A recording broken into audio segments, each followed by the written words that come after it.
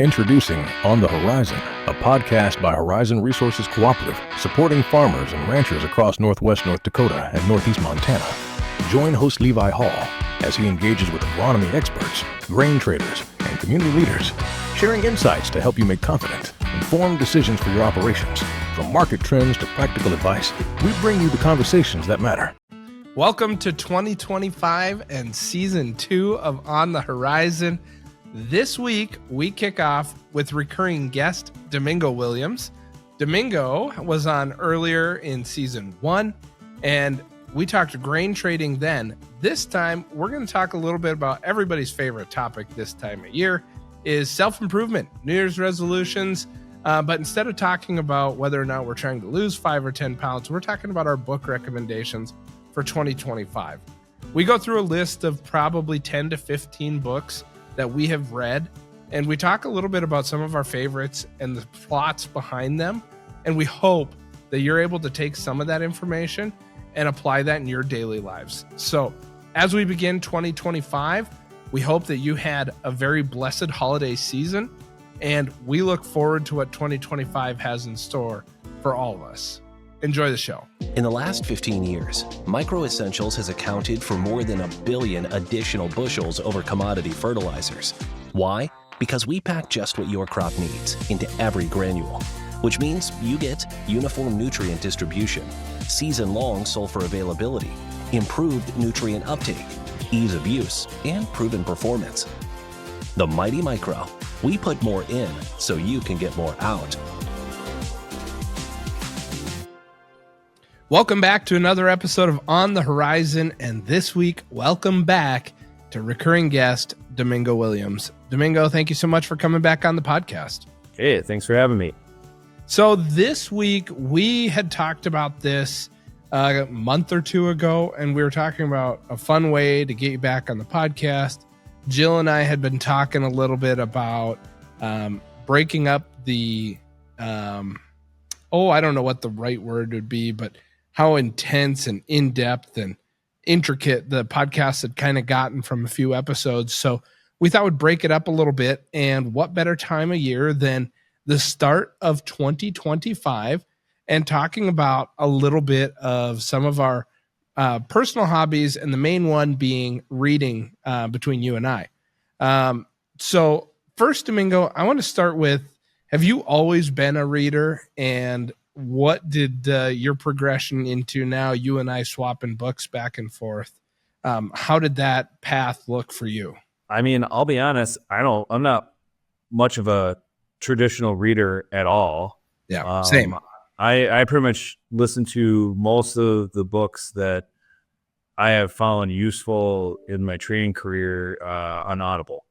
I mean, there's definitely some books that's like I just was not able to find on Audible, or, you know, over the years, you know, I found a paperback copy or something like that. But a majority of the stuff that I read or listen to mostly. So, so Audible is definitely a very useful app. I'm able to utilize it when I'm exercising or driving or cleaning or fixing something or mowing the lawn or whatever. So, it seems to be the best way for me to, consume content, and lets me multitask. And it's very, very useful. Yeah, I was not a reader growing up. In elementary school, I got into the Harry Potter books. But aside from that, once we got into high school, they did sustained silent reading in school. And so we had the school set aside 15 minutes each day for everybody to read out of a book.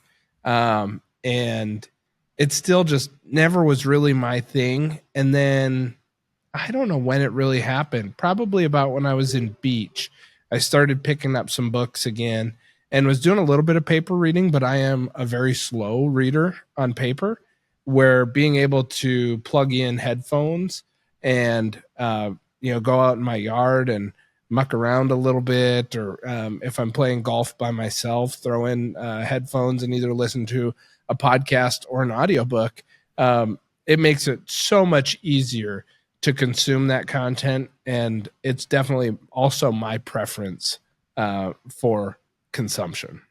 Yeah, I mean, honestly, I feel like I fall asleep if I'm reading most of the time. Yeah. You know.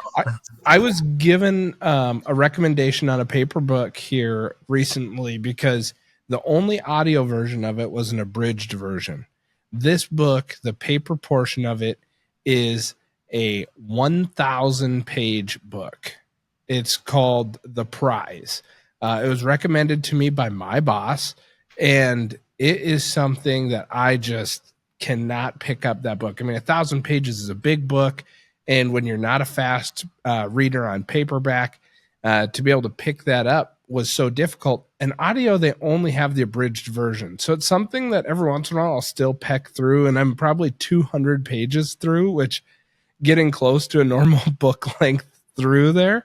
Right. But it's defeating when you look at, oh man, I'm only 20% of the way through it. So, well, and just like, when do you do it with like, young kids and, right. Other obligations, full-time job. I don't know. It's just, again, or same as you, I'm not a super fast reader. So once I discovered, audiobooks, it was a game changer as far as my, kind of trading education. And I've never really been into the fiction side of, reading. So for me, yeah, it's a great tool.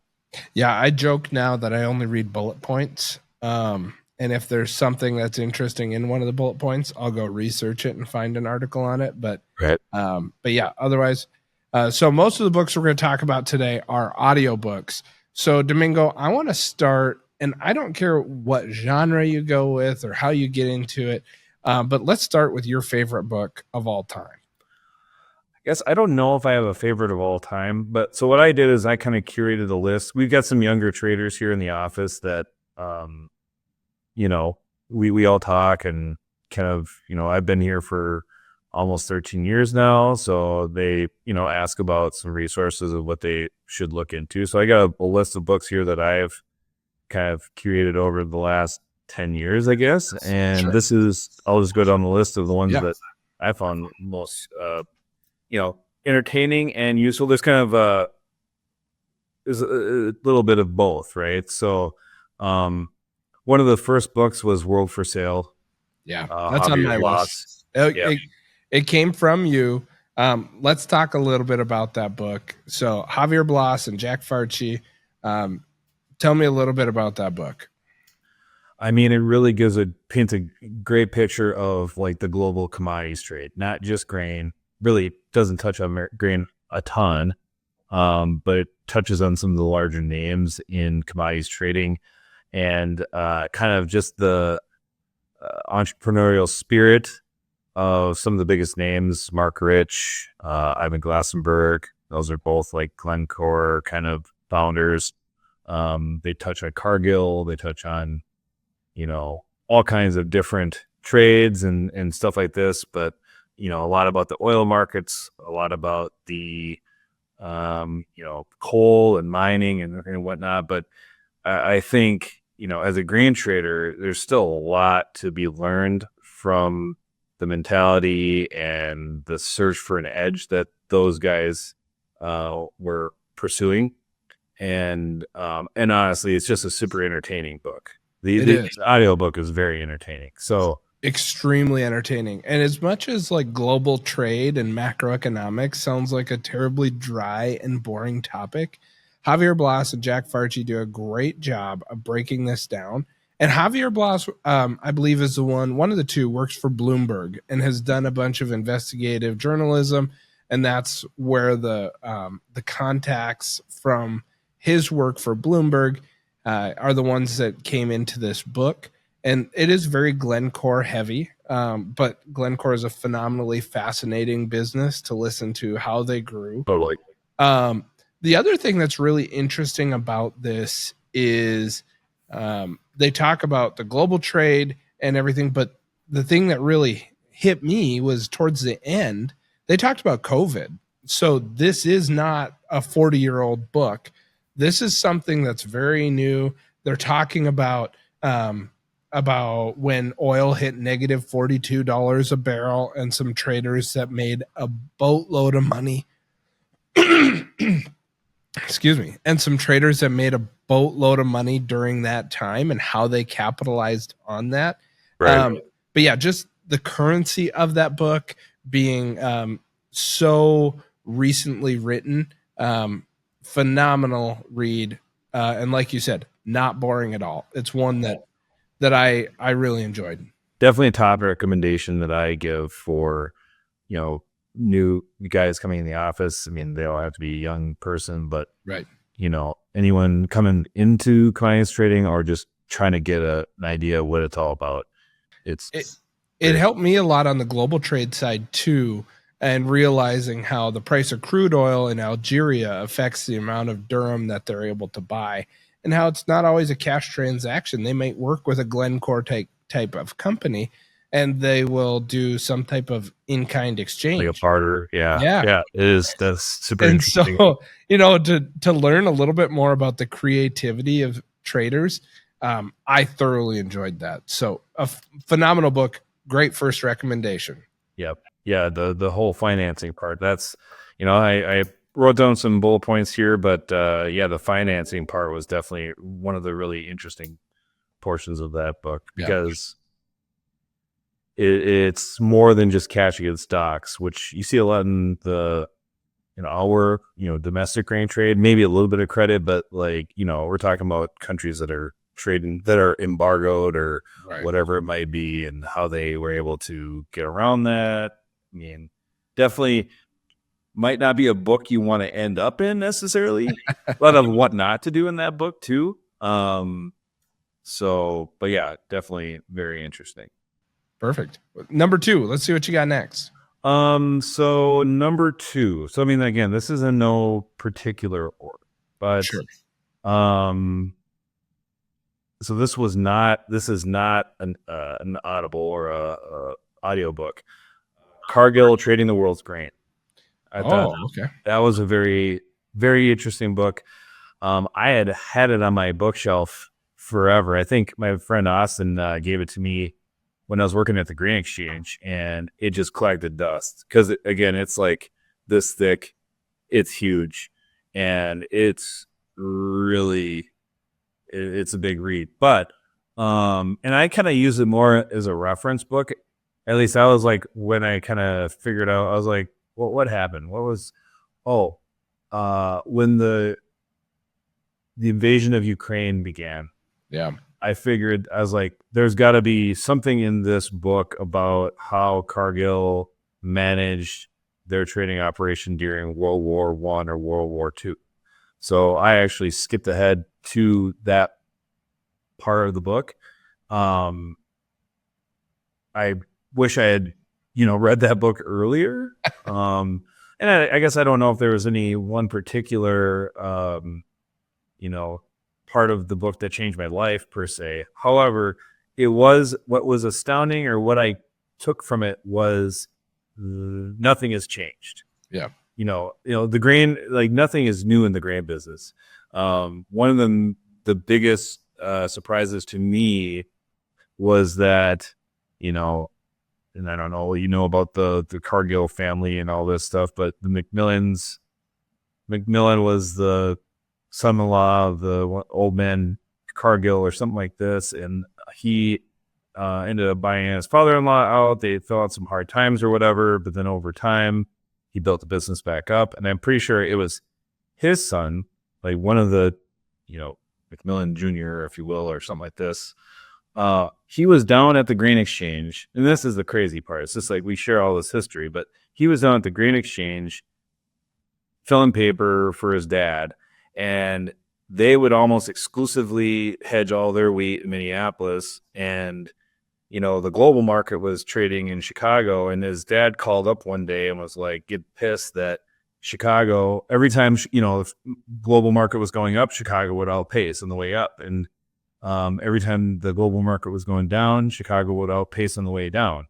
And so his son started trading in intermarket spreads, which is that same phenomenon still happens today. Yeah. If the global price of wheat's going up, generally speaking, Chicago wheat will outpace on the way up, and same goes on the way down. Now, there could be a local drought in the Dakotas or Canada, and that could cause, Minneapolis to outpace one way or another.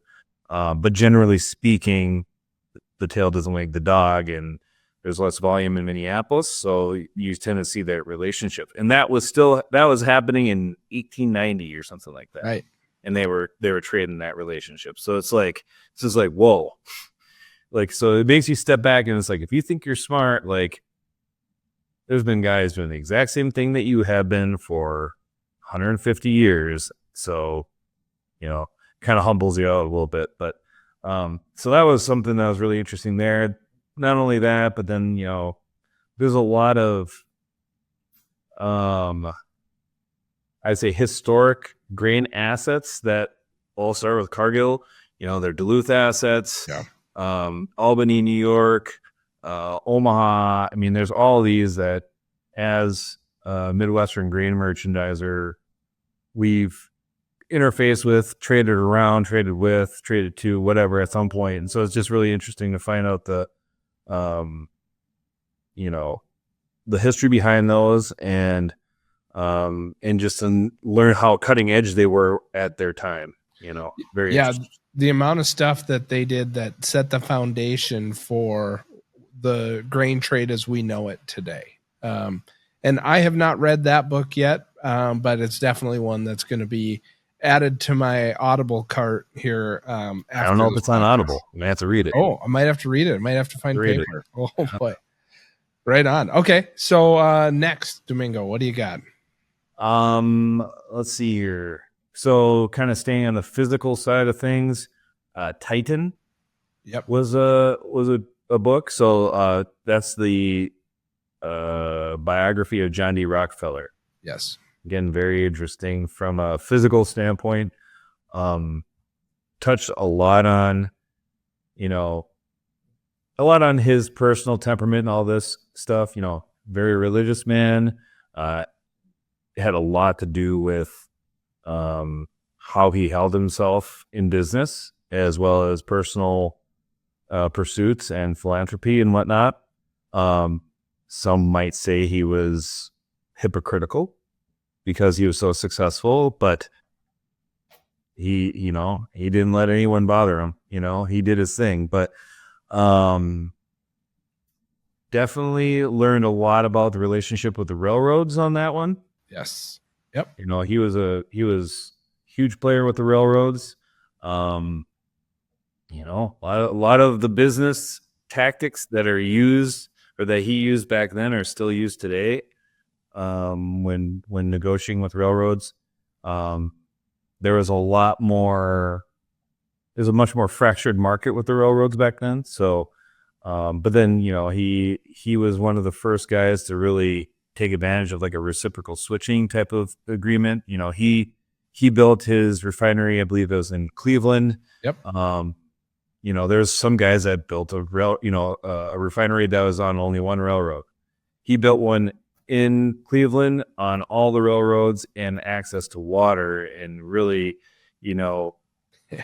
was able to play all those transportation types against each other. Also gets into, his building of pipelines and whatnot, and then also arbitrage between different grades of crude oil and whatnot. So it's just like, it's crazy. Really opens up your mind. And again, he's trading oil. So what does it do for me as a wheat trader? Well, I mean, you can draw parallels against wheat and oil easily because of all the different grades and qualities and stuff like this. So still using, only thing we're not using is pipeline, basically. Yep. But very interesting. Very I useful. have not read Titan yet, but The Prize, which I mentioned, that book is about the oil industry, oil and gas industry. Okay. And you cannot get through the first 200 pages of the oil and gas industry's history without talking about John D. Rockefeller and Standard Oil. And so if you look at that and you look at the impact that Mr. Rockefeller had from the very beginning out in Pennsylvania, where oil was first discovered and refining was really pioneered, it's a phenomenal story. He is such an interesting cat, and the way he thought about things was so revolutionary for the time.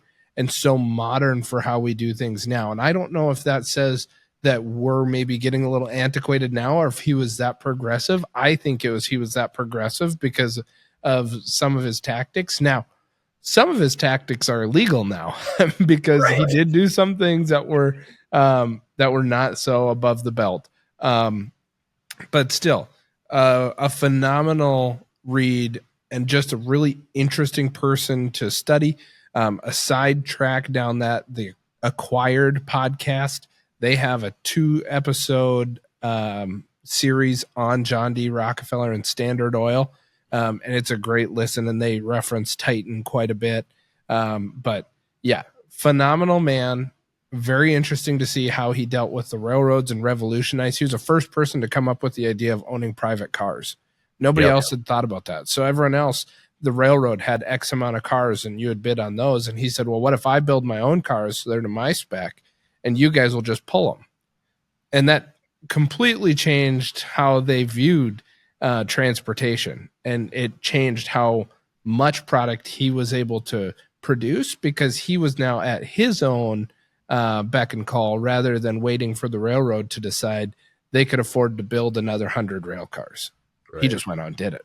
So there's a lot in Titan about there's a whole kind of saga about Duluth. Yeah. And he I mean, I can't remember all exactly went down, but there were some guys that owned a mine up there, and I mean he ended up screwing them out of that mine pretty good. and but then he was getting into a pissing match with the steamship owners to go from Duluth to it must have been to Cleveland, and or maybe it was to Chicago, but to the blast furnace to bring the tacknite down there, and he ended up just building his own boats. And it was just like, it's over. Yeah. And it's amazing, so. Well, he was the first one too. So when oil was discovered in Pennsylvania, first of all, they started refining it for kerosene because they needed heating oil or light. It was for lighting their lamps in their houses. Lamps. Yeah, lamp oil. And so they were dumping gasoline into the river at night because they had no use for gasoline because the internal combustion engine hadn't been invented yet. It exists yet. Yeah. And he was the first one, though. It used to be you would go into your grocery store or hardware store in town and you would buy your can of kerosene. Right. And that would be how you filled your lamp. He was the first one to go bulk with his distribution network, and he sold the can, and then you were able to come get refills on that can. Okay. That was the first time that anyone had ever done that. So they're competing with whale oil, right? Yeah, exactly. Yeah, whale oil, which was very seasonal, terrible transportation methods. So yeah, just completely revolutionized how that whole method of getting your kerosene was done. So very interesting man. Would highly recommend that book, even though I haven't read it. Have definitely studied that man, and it's on my long list of books to get to. Oh, let's see here. This one again, you might not think of him as commodities trader, but Onassis. Mm-hmm. It's about the life of Aristotle Onassis. Really? Okay. Very interesting. Again, this guy, he was, I believe, he was ethnic Greek, grew up in a part of Turkey at the time that ended up getting, they basically were like, we want all of them out, right? The military or the government, and they captured his family and put him in prison, and he was the only one that was kind of allowed to still work at his estate at the time, and then he was able to accumulate enough money to bribe his dad out of prison. His dad was a tobacco merchant at the time, right? Or as a profession, he was a tobacco merchant. Got his dad out. Apparently his relationship with him wasn't very good, so he was like, once he was freed, he left and went to Argentina, where he was just trying to work, and he ended up finding an opportunity to import some of his dad's tobacco into Argentina, and he ended up being one of the richest men in the world after starting that empire based on that, but just a, bootstrapping dude that connected dots and, really more of an entertainment book than a, how-to trade book, but, he's a trader. So I find it very interesting and all that stuff. And, a transportation guy, he got into whaling and all kinds of crazy crap. He was fighting with navies and stuff like this. So pretty wild. So that was entertaining. Cool.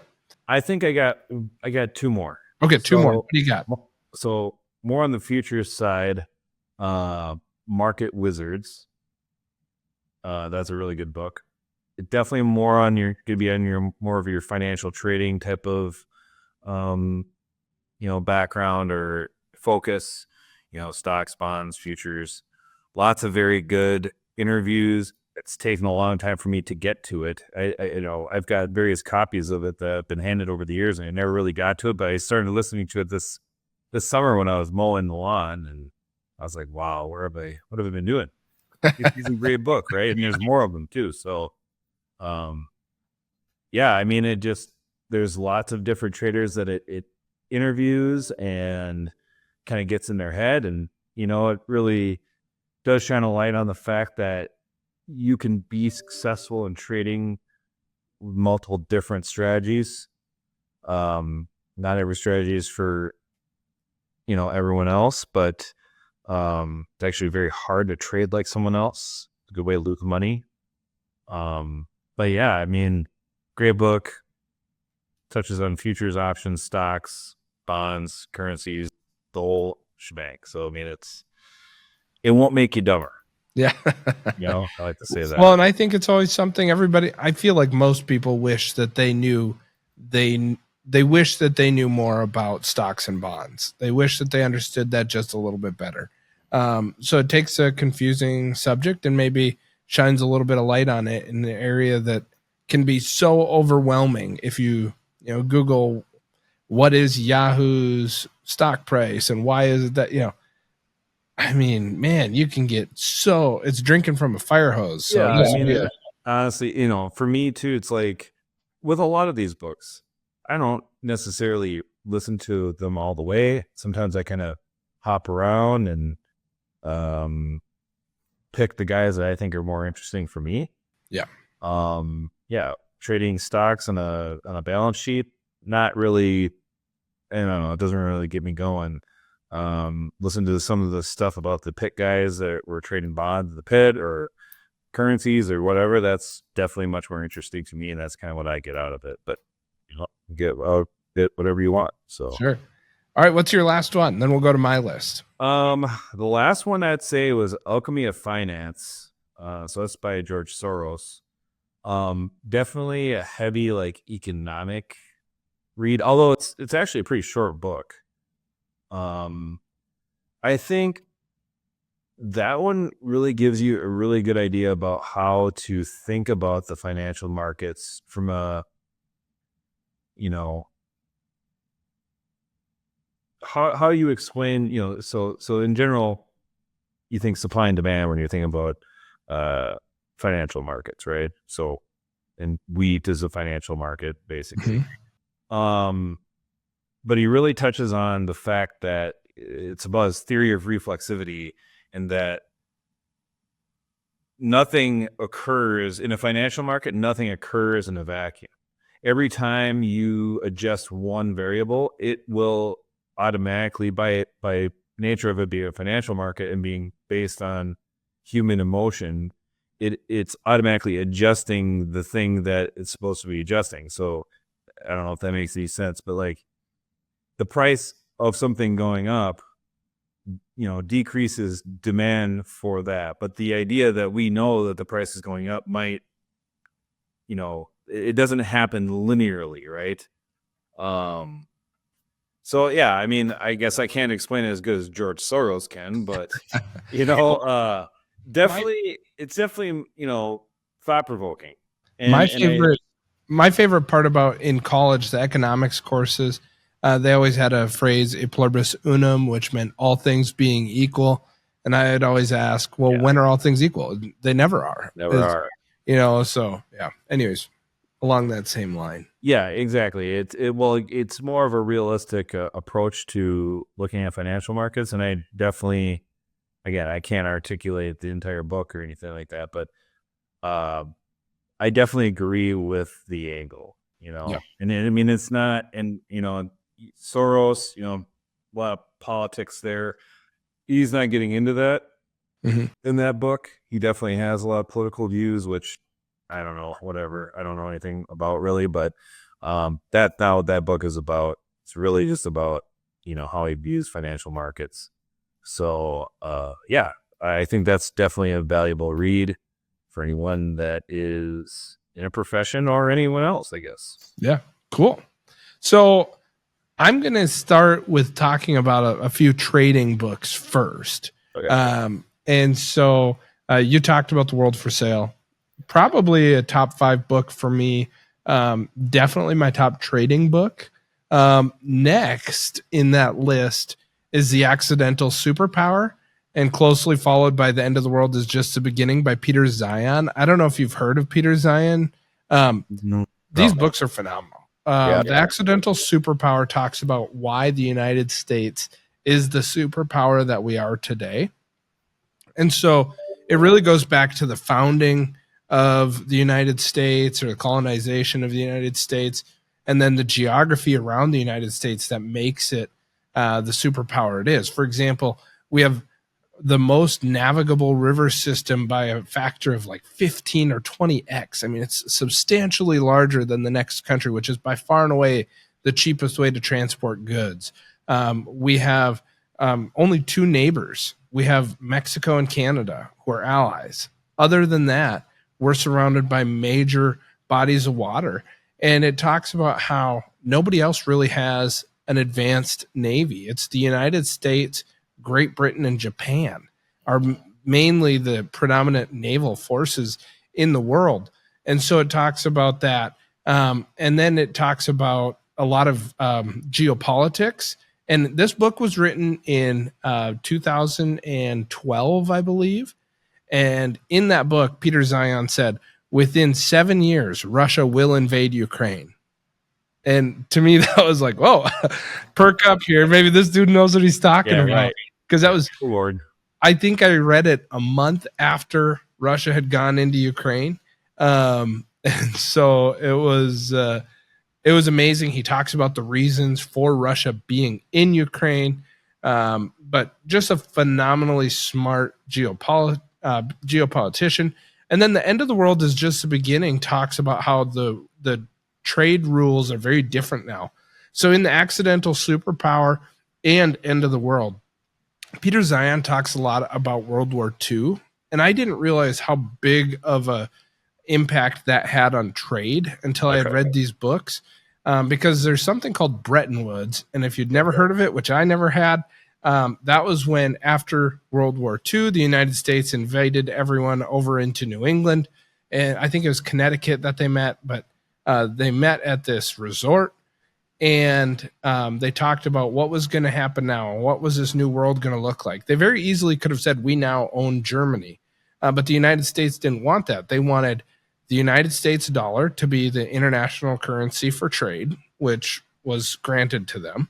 And they said, we will police the trade routes for the world, which again discouraged other people from investing in a navy. So it kept them as a strong naval. You have a lot of influence then. Yeah, exactly. Yeah. So just a phenomenal book about the chess match of geopolitics. And The End of the World is Just the Beginning was very recently written. It's a post-COVID book. And Peter Zion talks a lot about what could the world look like next. Now, some of it, I thought, doesn't make it sound very good right now. Yeah, well, some of it was just like, whoa, I don't know how any of this would happen. But also, I could see in 2012 people thinking that Russia invading Ukraine sounded like a pipe dream then too. So, one of his ideas I know was that Canada and the U.S. would merge, or at least Alberta and Manitoba and Saskatchewan would want to join the United States, and they would look at maybe it seceding. would. I mean, there's, Trump has joked about them joining the United States. So pretty interesting. And he goes through his logic of not only how it would happen, but what it would look like and why it would happen. And there's some sound footing there. And so it's just a lot of really cool, interesting things. So like I said, that one's probably my second favorite, or my 2 second favorite trading books. Okay, so that's Accidental Superpower and End of the World is Just the Beginning. End of the World is Just the Beginning. Yeah, and he's got 1 or 2 more books that I've not read. But I like Peter Zion. I think that he's got a good feel for the geopolitical landscape and a good feel for who's invading who and why.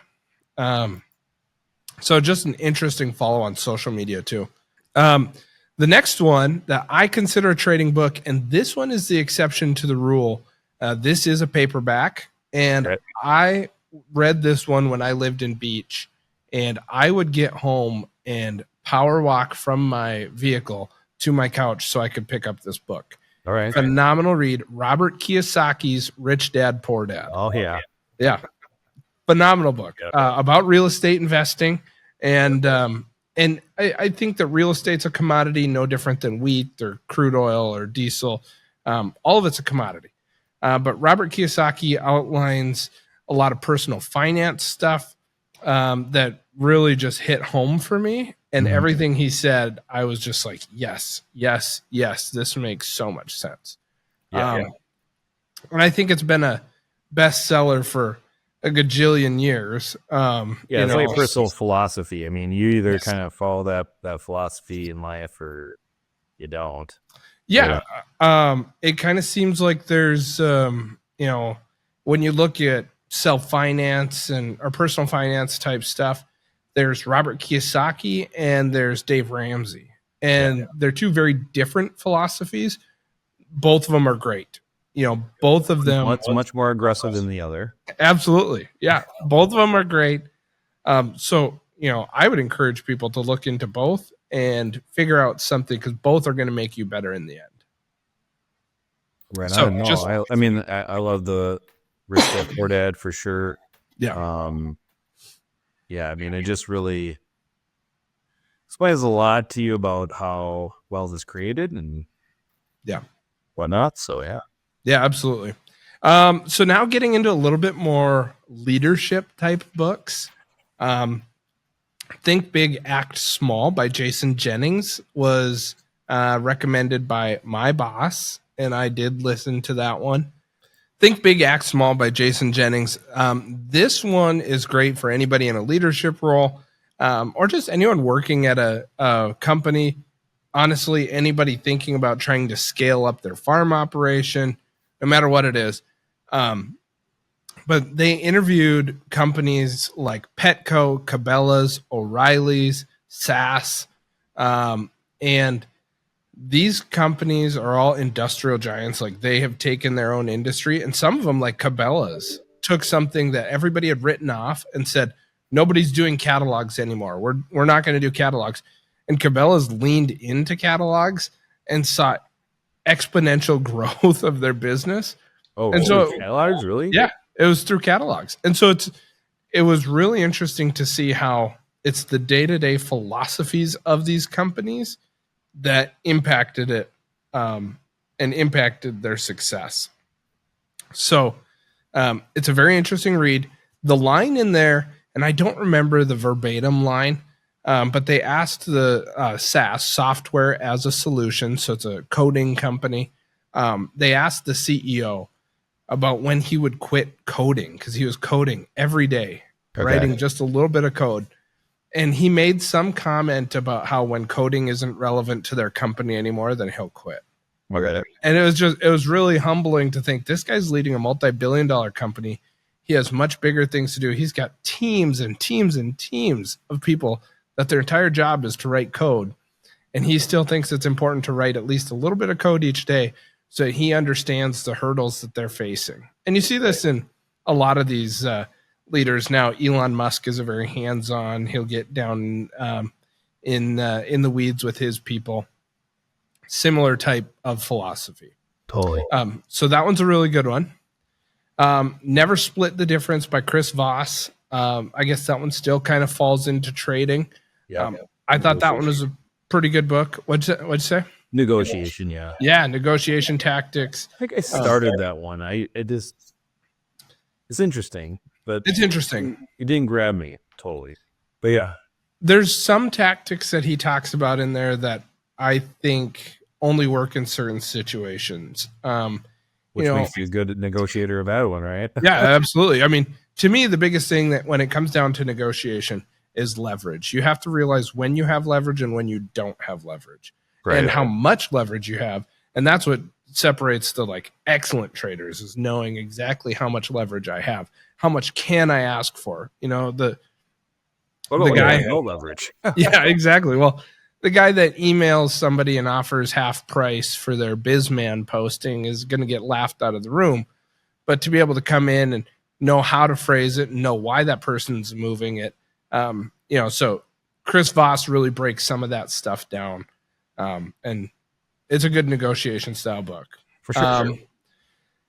Then I'm going to go with Leaders Eat Last, which is by Simon Sinek. And Simon Sinek is a very well-renowned leadership person, author. He is former military guy. The name of the book comes from the fact that in the military, the generals are at the back of the line. They make sure that their troops are all fed first. It's like a barbecue. Like when you're barbecuing, you make sure that everyone else gets fed first. Yeah, for sure. And you might get it. The military logic is these are the people that are up front doing the fighting, doing the work. Yeah, so he wants to make sure that those people are strong and are well fed.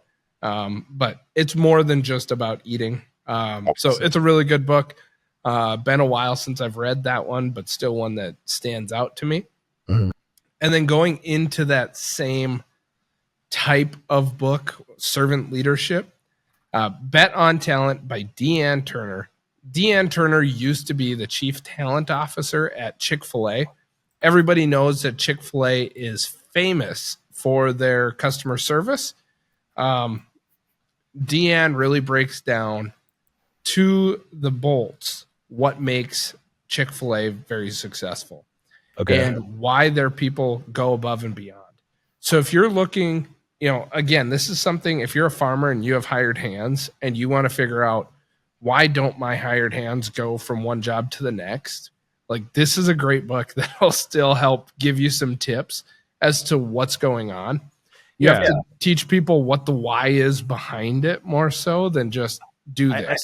I think that's a good message. Like when reading books like this, if you feel like you're doing everything right, and so it's like, if say you got everything's going good, reading a book about business isn't going to hurt you, because a lot of times it's going to help you understand what you are doing right. A lot of times you don't even know what you're doing right. Yeah. To begin with. Right. Or like giving it a name is all really helpful, because then you can try to do more of it, right? Absolutely. Yep. And one of the things that Deanne Turner talks about is that Chick-fil-A, one of their most successful restaurants, when the franchisee would hire employees, the franchisee was the one that showed those employees how to clean the bathroom, because that set the expectation that A, I am not above coming in here and doing this, and B, this is what I expect it to look like. And I'm going to show you exactly what I'm going to look like. There is no lost in communication here. Just a really good book about Chick-fil-A and servant leadership and how they got to where they are. And then my last book for my list, this is a most recent find, Think Like a Horse. And this book comes from Grant Gallagher, and it is on Spotify. And Think Like a Horse. Yeah, Think Like a Horse. There are so many similarities and crossovers in the personalities. There's an old saying of there's three things that don't lie, and it's like horses, dogs, and kids, right? Like those three things they can sense. They know when somebody can be trusted or when somebody's harboring past pain.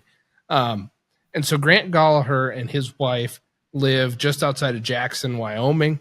They own a ranch there, the Diamond Cross Ranch there, very famous horse ranch. And he talks about his career as a horse trainer. And he started doing horse clinics where he would bring in executive teams, whether it's from the military or Fortune 100 companies, and he'd bring in these teams and he would show them a demonstration and explain what was going through that horse's mind. And the amount of people it shook to the core thinking, this is how I should have done parenting. And this is, that type of stuff. Phenomenal book. I'm reading it again for the second time. Okay. Oh, and I forgot. I have one last book. My favorite book of all time is The 5 Dysfunctions of a Team. And that book is one that I read quarterly. Really? Yes. Oh, how long of a book is it? I mean, I probably should read it. But. On audiobook, it's only 3 hours. It's a super easy one. It's a fable. So it's written by Patrick Lencioni, and it is just a super easy listen. It's a great story because it's made up, but the situations are all very real. And as you go through that book, if you're somebody like you and I that has a job, you're going to identify this character if it fits the personality of this person that I have for a coworker. And they go through and they talk about how to make a successful team and what happens and how to identify an organization. 5 Dysfunctions of a team. Team, yep. And then you said teen at first. I was Oh, like, no. I'm 12 years old. So there's no way that would fit in 3 hours, and I think there's more than 5. So, anyways, 5 Dysfunctions of a Team. I listen to it quarterly. It's an easy 3-hour read, but yeah, phenomenal book. Anyways, I think that's what we've got. I know that we've pushed the time on this one pretty heavy. It was a great episode. Had a lot of fun. Domingo, thank you so much for coming back on. Hey, thanks for having me, Levi. Awesome. Well, have a great new year, and we'll have you back on in 2025. We'll have to read a book for our New Year's resolution. Sounds good. All right. We'll talk to you later. Bye. Thank you for tuning in to On the Horizon. If our conversation today sparked your interest, make sure to subscribe to our podcast on your favorite platform. Stay connected by following @Horizon Resources Co-op on Facebook and Instagram and explore the world of agriculture with us. We're excited to continue bringing you real conversations with Horizon Resources industry partners, member owners, and employees, discovering more about your local neighbors and community friends. Until next time, keep looking towards the horizon. Horizon Resources, solutions for your success.